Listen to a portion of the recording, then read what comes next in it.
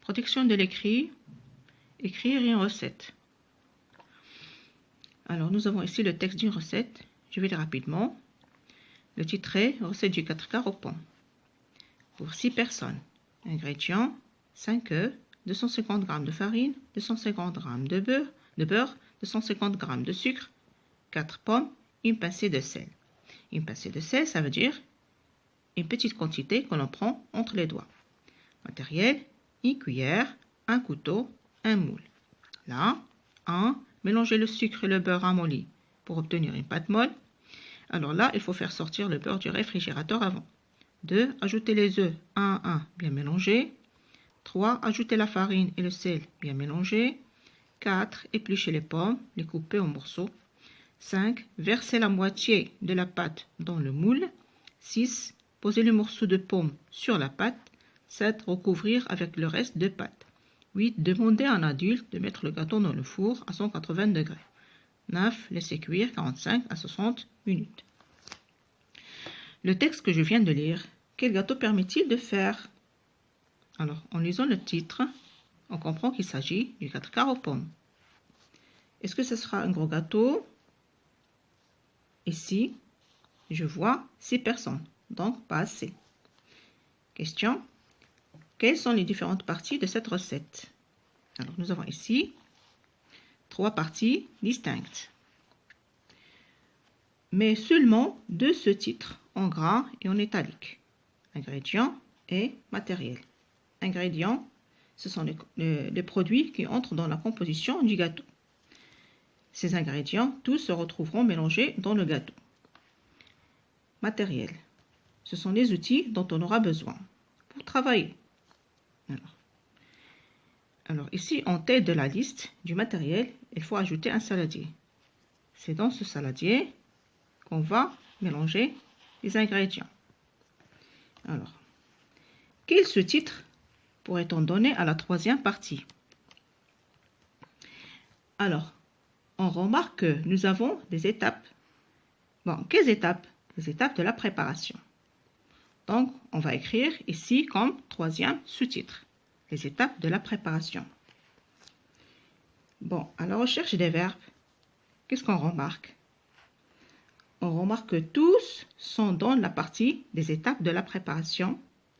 Tous sont à l'infinitif. Regardez, je les ai tous entourés. Parmi eux, un seul ne correspond pas à une action directement faite par celui qui va préparer le gâteau. Lequel? Alors, c'est le verbe obtenir. Continuons. Je vais commencer par une question. Pourquoi y a-t-il des numéros dans le texte de la recette? Vous voyez ici, dans la troisième partie, les phrases sont numérotées. 1, 2, 3, jusqu'à 9. Pourquoi?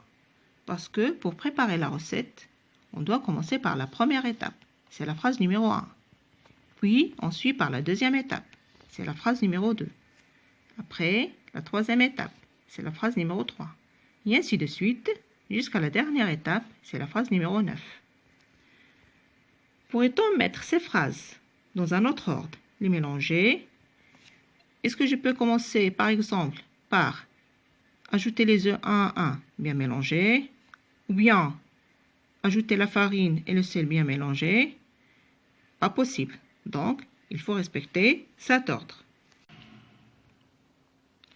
Et maintenant, pourquoi n'y a-t-il pas de numéro dans la liste des ingrédients et du matériel?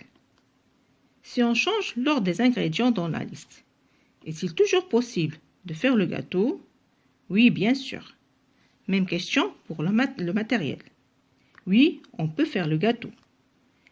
La liste des ingrédients est-elle dans l'ordre de la préparation? Regardez ici, les premiers ingrédients, nous avons les œufs et la farine. Et dans la première étape, nous avons le sucre et le beurre.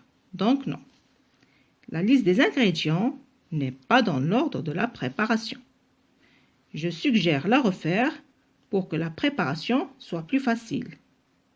On doit d'abord commencer par le sucre, après le beurre, les œufs, la farine, le sel et à la fin, les pommes. La liste du matériel Est-elle dans l'ordre de la préparation? Oui, on a besoin d'abord d'un saladier, après une cuillère, un couteau et à la fin un moule. Regardez bien ici, qu'est-ce que j'ai fait? J'ai réécrit le texte de cette recette. J'ai modifié légèrement les 3 parties. Pour la première partie, j'ai refait les ingrédients dans le bon ordre. Pour la deuxième partie, j'ai ajouté en tête de liste du matériel un saladier. Et pour la troisième partie, j'ai écrit le 3e sous-titre, les étapes de la préparation. Pour finir, on passe à la phase écrite. Voici une recette en images que vous allez écrire. Pour vous aider, je vais analyser l'illustration. D'abord, nous avons ici le nom de la recette. Gâteau au jus d'orange pour combien de personnes? Pour 6 personnes. Là, je vois les ingrédients et le matériel. Les ingrédients, leur nature et leur quantité. Un verre de jus d'orange, 120 g de farine, 100 g de sucre, 100 g de beurre, 2 œufs et un demi-paquet de levure. Et pour le matériel, nous avons un saladier, un fouet au lieu de la cuillère et un moule. Pas de couteau, car rien à couper ou à éplucher. Après, nous avons des images numérotées 1, 2, 3, 4, 5. Donc automatiquement, ce sont les étapes de la préparation.